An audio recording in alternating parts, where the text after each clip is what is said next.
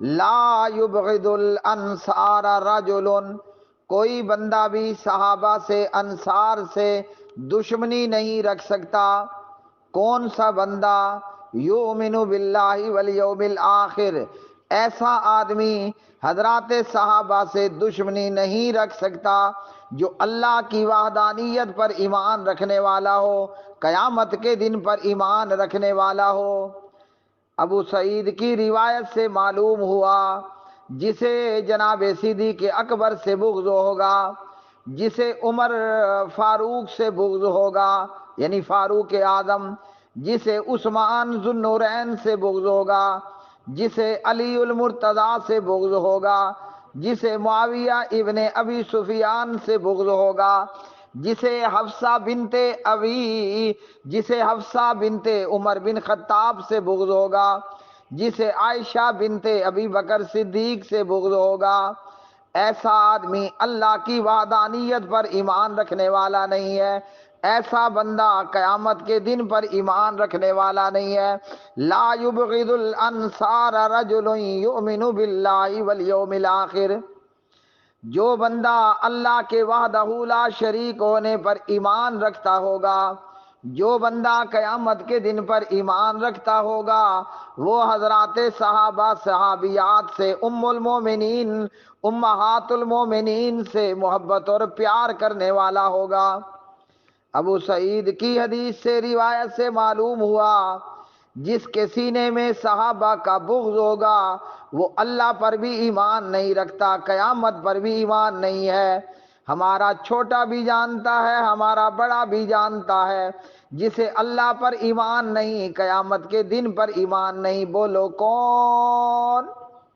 بولو بولو وہ کون ہوگا جسے اللہ پر ایمان نہیں، قیامت کے دن پر ایمان نہیں؟ بولو بولو سارے مل کر کے بولو، کنفرم کافر اور مرتد ہوگا۔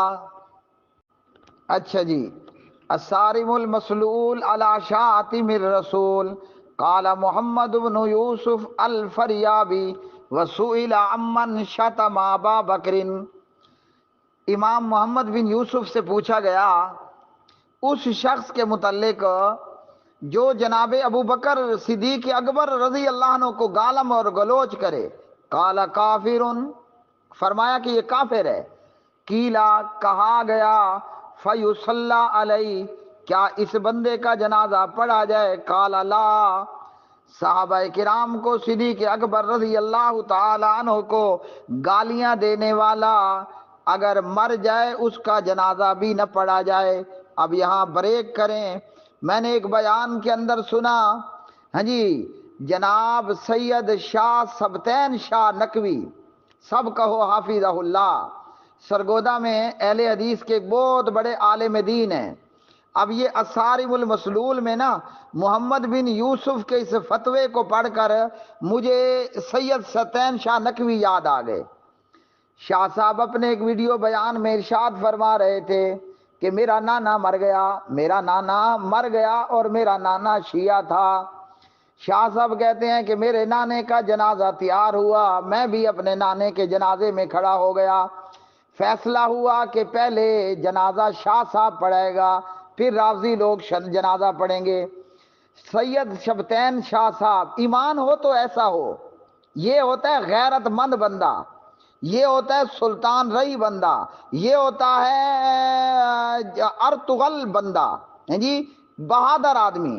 شاہ صاحب آپ پر اللہ آپ کو ہزاروں رحمتوں اور برکتوں سے نوازے۔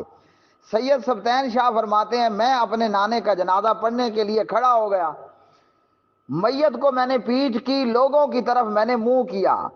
سید سبتین کہتا ہے لوگوں، میں نے اپنے کانوں سے اپنے نانا کو سنا، وہ صدیق اکبر کو گالیاں دیا کرتا تھا، تو لوگوں تم آج گواہ رہو، میں نہ اپنے نانے کا جنازہ پڑھتا ہوں نہ پڑھاتا ہوں۔ یہ کہا اور جنازے سے نکل گئے۔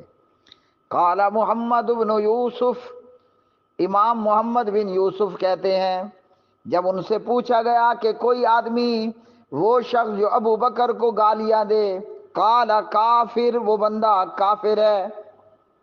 قیلا، محمد بن یوسف سے پوچھا گیا فیصلی علیہ، اس کا جنازہ پڑھا جائے، قال لا، رافضی کا جنازہ کوئی نہیں پڑھنا ہے۔ اور آگے چلیے، قال احمد بن یوسف، احمد بن یوسف کہتے ہیں لو ان یہودیا ذبح شاتا، اگر کوئی یہودی بکری ذبح کرے، وذبح رافضی، اور دوسری طرف ایک رافضی بھی بکری ذبح کرے۔ رافضی کا مطلب سمجھ لو، حضرات صحابہ کرام کو گالیاں دینے والا، صحابہ پر نعوذ باللہ لعنت کرنے والا، صحابہ کو مرتد ماننے والا، صحابہ سے بغض رکھنے والا رافضی ہے۔ امام احمد بن یوسف الصارم المسلول علی شاتم الرسول میں فرماتے ہیں، کیا فرماتے ہیں؟ لو ان یہودیا ذبح شاتا، اگر ایک طرف یہودی بکری ذبح کرے اور دوسری طرف کوئی رافضی ذبح کرے، لَأَكَلْتُ ذَبِیحَةَ الْیَہُودِ، میں یہودی کا ذبیحہ کھا لوں گا لیکن رافضی کا ذبیحہ نہیں کھاؤں گا، کیونکہ وہ مرتد عن الاسلام ہے۔ وہ صحابہ پر تبرہ اور لعنت کر کے صحابہ کو کافر اور مرتد کہہ کر خود مرتد ہو گیا۔ مسئلہ سمجھا آپ نے؟ یہودی اور عیسائی کا ذبیحہ کھایا جا سکتا ہے لیکن مسلمان کذاب کا، مرزا غلام قادیانی کا اور صحابہ کرام کو مرتد بتانے والے کا ذبیحہ کھانا حرام۔ قال احمد فی الرجل یشتم عثمانا، امام احمد ابن حنبل رحمۃ اللہ علیہ اس آدمی کے متعلق فرماتے ہیں جو عثمان ذو النورین کو گالیاں نکالتا ہے، فرمایا کہ وہ زندیق ہے۔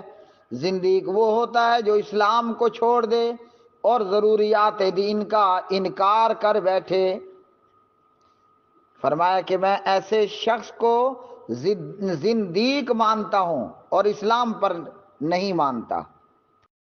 شیخ الاسلام امام ابن تیمیہ رحمہ اللہ، میری دل کی اندرونی سے اندرونی گہرائیوں سے دعا ہے اللہ سبحانہ و تعالی ابن تیمیہ رحمۃ اللہ علیہ کی قبر کو جنت کا باغ بنائے۔ اللہ سبحانہ و تعالی جناب امام ابن تیمیہ رحمۃ اللہ علیہ کو جنت میں صدیق اکبر کا، فاروق اعظم کا، عثمان ذو النورین کا، علی المرتضیٰ کا، معاویہ اور ابو سفیان کا، عائشہ اور حفصہ کا پڑوس عطا فرمائے فردوس کی جنت میں، وہ جنت جو اللہ کے عین عرش نیچے ہے۔ امام ابن تیمیہ رحمۃ اللہ علیہ فرماتے ہیں الصارم المسلول علی شاتم الرسول میں صحابہ کرام رضوان اللہ علیہ مجمعین کو گالیاں دینا کتاب اللہ اور سنت رسول اللہ صلی اللہ علیہ وسلم کی روح سے حرام ہے اور حرام ہے۔ عن مجاہد عن ابن عباس قال لا تسبوا اصحاب محمد فإن اللہ قد امرنا بالاستغفار لهم یقولون ربنا اغفر لنا ولإخواننا الذین سبقونا بالایمان۔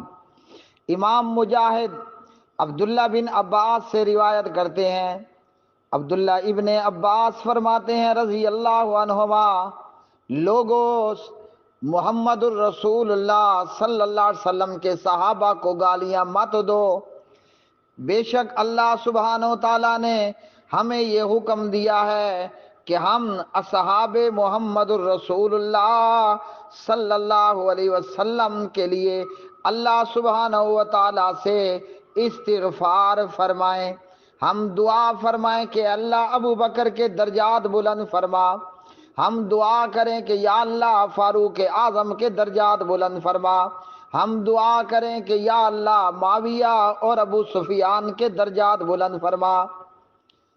ابن عباس سے کیا معلوم ہوا؟ جو صحابہ کو گالیاں دیتا ہے وہ اللہ سبحانہ و تعالیٰ کے حکم کو پاؤں تلے لتاڑ رہا ہے۔ اب جو اللہ کے حکم کو پاؤں تلے لتاڑے گا، کچلے گا، وہ جنتی ہوگا جہنمی ہوگا، فیصلہ خود کر لو۔ شیخ الاسلام امام ابن تیمیہ رحمۃ اللہ علیہ نبی پاک علیہ الصلوۃ والسلام کی حدیث لے کر آئے. آپ صلی اللہ علیہ وسلم نے فرمایا لا تسبوا اصحابی